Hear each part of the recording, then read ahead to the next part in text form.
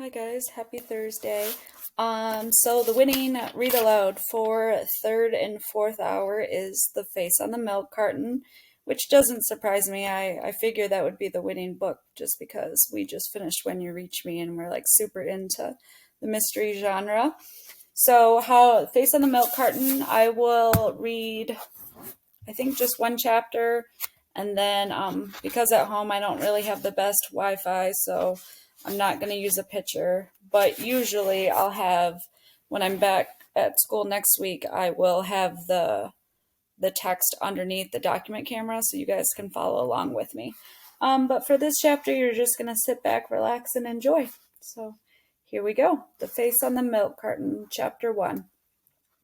Janie finished her essay. She never knew what grade she would get in Mr. Barlow's English class.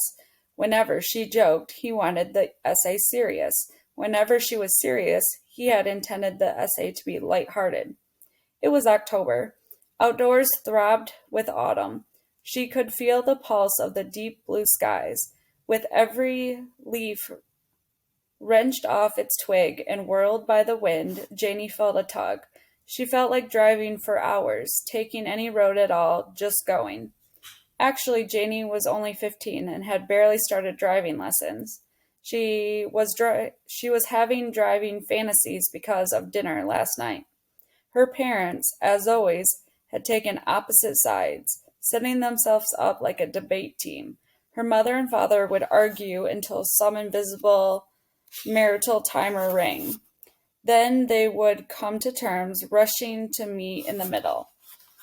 Until last night, her mother had said Janie could begin driving, while her father said she could not. "She's just a baby," said her father, in the infuriating, affectionate way of fathers. "She's old," said Janie's mother lightly, "practically a woman, a sophomore in high school." "I hate when that happens," her father grumbled. "I like my little girl to stay little. I'm against all this growing up." He wound some of Janie's hair around his wrist. Janie had fabulous hair, a wild, chaotic mane of red curls glinting gold. People always commented on it. As her best friend Sarah Charlotte said, "Janie, that is serious hair." "I guess you've grown up anyway, Janie," said her father reluctantly, "even with all the bricks I put on your head to keep you little. Okay, I give in. You can drive." In English, Janie smiled to herself. Her father was an accountant who in the fall had time to coach the middle school soccer teams. Today after school he'd have a practice or a game, but when he came home they'd go driving. She wrote her name on her essay. She had gradually changed her name. Jane was too dull. Last year she added a Y, becoming Jane, which had more personality and was sexier. To her last name Johnson, she added a T and later an E to the end, so now she was Jane Johnstone. Her best friend Sarah Charlotte Sherwood and Adar O'Neill had wonderful tongue-twisting, memorable names. Why, with the last name Johnson, hardly a name at all, more like a page out of the phone book, had her parents chosen Jane. They could have named her Scarlet or Allegra, perhaps Roxanne. Now she took the H out of Johnston and added a second Y to Jane. Jane Johnstone. It it looked like the name you would have if you designed sequin gowns for a living or pointed to prizes on television quiz shows. "Earth to Janie," said Mr. Barlow. She blushed, wondering how many times he had called her. "The rest of us are reading our essays aloud, Janie," said Mr. Barlow. "We'd like to issue an invitation for you to join us." She blushed so hotly she had to put her hands over her cheeks. "Don't do that," said Pete. "You're cute when your face matches your hair." Immediately, the back row of boys went into barbershop singing, hands on hearts, invisible straw hats flung into the air. "Once in love with Janie," they sang. Janie had never had a boyfriend. She was always asked to dances, was always with a crowd, but no boy had actually said, "I want to be with you and you alone." Mr. Barlow told Janie to read her essay aloud. The blush faded. She went white and sick. She hated standing up in class, hated hearing her voice all alone in the quiet of the room. The bell rang. English was a split period. They had lunch in the middle and came back for more class. Never had lunch come at such an appropriate moment. Perhaps she would write a better essay during the 27 minutes of lunch.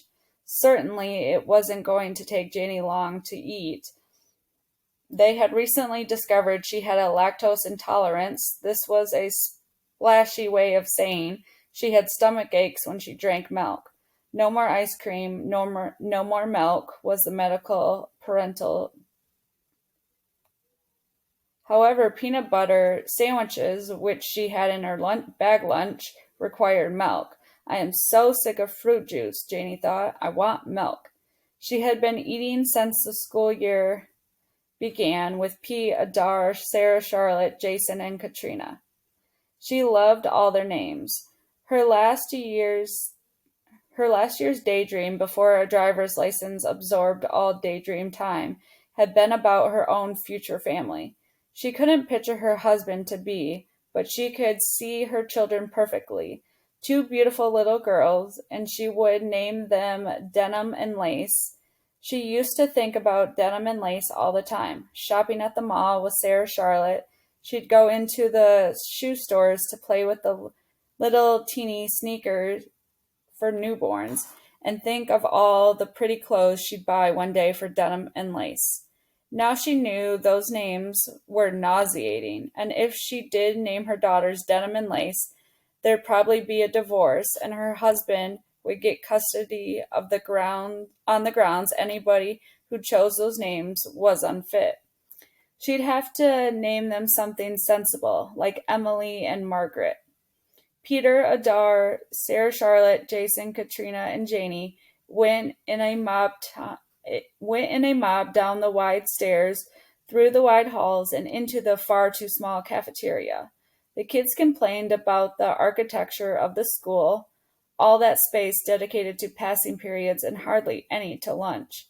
But they loved being crammed in, filching each other's potato chips, telling stories they wanted everybody to overhear, passing notes to be snatched up by the boy you hoped would snatch them, and sending the people on the outside of the crush to get you a second milk. Everybody but Janie Johnson got milk. Cardboard cartons so small you need at least 3, but the lunch ladies would never let you. Janie was envious. Those luckies are swigging down nice thick white milk, she thought, and I'm stuck with cranberry juice. Okay, said Sarah Charlotte. Sarah Charlotte would not bother with you if you tried to abbreviate her name. Last year, she had reached a standoff with a teacher who insisted on calling her Sarah. Sarah Charlotte glared at him silently for months until he began calling her Miss Sherwood, which let them both win. Okay, who's been kidnapped this time? Said Sarah Charlotte, as if jaded with the vast number of kidnappings in the world. Sarah Charlotte patted her white blonde hair, which was as neat as if she had cut it out of a magazine and pasted it on her head. Janie, whose mass of hair was never the same 2 minutes in a row, and whose face could be difficult to find beneath the red tangles, never figured out how Sarah Charlotte kept her hair so neat. I have approximately 500,000 fewer hairs than you do, Sarah Charlotte explained once. Everybody turned the milk cartons over to see who had been kidnapped. The local dairy put pictures of stolen children on the back of the carton. Every few weeks there was a new child. I don't know how you're supposed to recognize somebody who was 3 years old when she got taken from a shopping center in New Jersey. And that was nearly a dozen years ago, said Adar. It's ridiculous. Adar was as sleek and smooth as her name. Even her dark hair matched, unruffled and gleaming like a seal out of water. Janie sipped juice from her cardboard packet and pretended it was milk. Across the cafeteria, Reeve waved. Reeve lived next door. He was a senior. Reeve never did homework. It was his life ambition to Book of World Records, get in the Guinness Book of World Records, and the only thing he had a stab at was the never did his homework once, but still got an occasional B plus listing. Reeve had gotten the occasional B plus, but he had also gotten a lot of D's and F's. News came from the academic office that unless Reeve shaped up, he would not graduate with his class. His two older sisters and one older brother had gone to spectacular colleges, Cornell, Princeton, and Stanford. They were mortified by Reeve's failures and came home weekends to tell him so. Reeve had ceased to speak to his entire family. In fact, he stomped away and had supper at Janie's so often that Janie's mother had said last night, "I'm thinking of charging your parents a meal fee." Reeve did not laugh. In a strangled voice, he said, "I'm sorry, I won't come again." Janie's father punched him the way if it had been Janie, he would have hugged. Jabbing Reeve in the gut, her father said, "Meals here, bed there, Reeve. Someday we'll collect our debt." "Yeah, when I'm a plumber," said Reeve gloomily. "You'll let me clean your drains." "Now, Reeve, just start studying. Pull those grades up and—" Her father broke off. "Right," he said, punching Reeve again. "In this house, we won't discuss it. Here, have a brownie and some ice cream."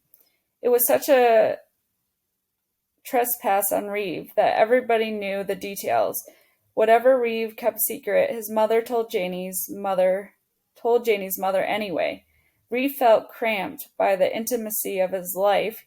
He had always lived in this town, always gone to this school. "I want to live in a city," he said last night, "and be anonymous." Ruefully, Janie thought her name would give her a pretty good start if she wanted to go anonymous.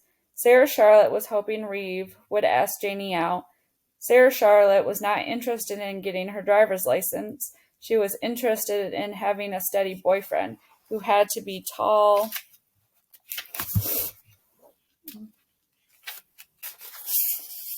handsome, muscular, smart, courteous, and rich. Reeve was all but one. "And if Reeve doesn't ask you out," was Sarah Charlotte's theory, "maybe his friends will." Janie did not think the boy next door ever came through in real life, nor would any of Reeve's friends ask her out. Last year's seniors had dated lots of younger girls. This year's seniors seemed annoyed that they had to be in the same building, and Janie felt younger than her age. She had grown later and grown less. While Adar and Sarah Charlotte were busy becoming sophisticated and articulate, Janie remained small. Her mother said she was cute. Janie loathed that word. Cute was for toddlers and kittens. Boys didn't date cute little girls. They dated streamlined, impressive women like Sarah Charlotte and Adar. Besides, who would she date? Her parents didn't even let her go to the shopping mall alone. They never let her date. Alone with a boy? Ha! Not likely. Janie waved back at Reeve, and he turned to his friends. Duty done. If he knew I'm really Jane Johnstone, she thought, would he do more than wave? She felt curiously heavy, like the difference between whole milk and skim. Through the cafeteria windows, the sun gleamed, filling the school with golden shafts in which dust swirled. On her left, so close he was nearly in her lap, Pete drank his milk in one long swig and crushed the carton in his hand. The boys loved doing that. If they had a soda, they stomped the can underneath their feet and looked proudly at the flat aluminum. "My mother says none of them are really kidnapped anyhow," said Pete. "She says it's all hype." It took Janie several seconds to realize he was talking about the face on the milk carton. "What do you mean?" she said. She ate her peanut butter sandwich. Almost anything with peanut butter was excellent. Peanut butter and marshmallow fluff. Peanut butter and bananas, but a person needed milk to wash it down. All it is, said Pete firmly, is divorce, where one parent gets mad and takes his own kid, but he doesn't tell the other parent where he's going. It's never actually a stranger stealing a kid, like on television. You mean they weren't really stolen? Said Sarah Charlotte, vastly disappointed. She made several dramatic gestures. There was no room for dramatic gestures in the cafeteria, and people grabbed to save the whipped cream towers on their jello from getting splattered by Sarah Charlotte's hands. Nobody wants a ransom, cried Sarah Charlotte. Nobody is being tortured. If I drink one carton of milk, Janie thought, is my allergy so serious I'll die? How boring the obituary would be. Here lies Jane Johnson. I should leave a note, put Jane on my stone. Janie shook her head. Pete and Jason immediately complained that they had gotten red hair in their faces, and would Janie please get a grip on her hair.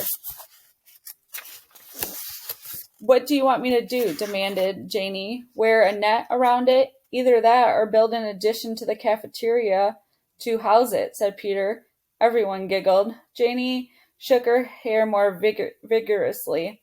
The boys ducked and threw potato chips at Janie, while she reached for Sarah Charlotte's milk and drank it up. Perfect meal, peanut butter sandwich, and a glass of milk. Janie put the carton down and sighed with pleasure. The little girl on the back of the carton stared back at her. It wasn't much of a picture. After all, how good could a picture be when it was printed on a milk carton? You ready for that algebra test? Jason asked Adar. I was ready till I ate cafeteria food. Do you think he'll let me get out of the test if I have food poisoning? The girl on the carton was an ordinary little girl, hair in tight pigtails, one against each thin cheek, a dress with a narrow white collar. The dress was white with tiny dark polka dots. Something evil and thick settled on Janie, blocking her throat, dimming her eyes. Sarah Charlotte, she said. She could hear herself shouting Sarah Charlotte's name, yet her lips were not moving. She was making no sound at all. She reached toward Sarah Charlotte's sleeve, but her hand didn't obey. It lay motionless on top of the carton.